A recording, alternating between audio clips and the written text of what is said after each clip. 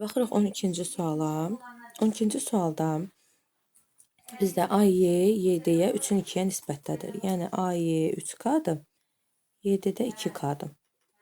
Diqqət edin, bizdə də fiqur rombdur. Rombun nədir? Bütün tərəfləri bərabərdir. Deməli, bu tərəf 5K-dırsa, sol tərəfdə olacaq 5K. Mən indi baxacağım soldakı yaşılla işarətlədiyim üçbucağa. Soldakı yaşılla işarətlədiyim üçbucaqda katetlər 3K 24 və hipotenuz 5K-dır. 3K-nın kvadratı, Pifagoru tətbiq eləyirəm, 9K-nın kvadratı, 24-ün kvadratı 576, 5K-nın kvadratı 25K-nın kvadratı. 25K kvadratından 9K kvadratı çıxıram, olur 16K kvadratı bərabərdir 576 və buradan da K kvadratı bərabər olur 36-ya, K da bərabər olur 6-ya.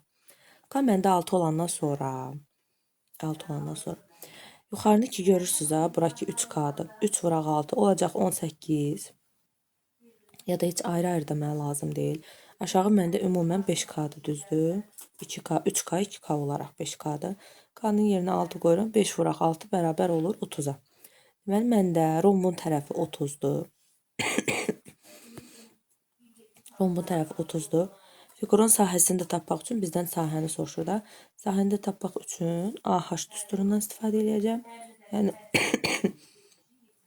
30 vuraq 24, yəni 720 sahə bərabər olur 720-yə. Doğru cavab olur A variantı.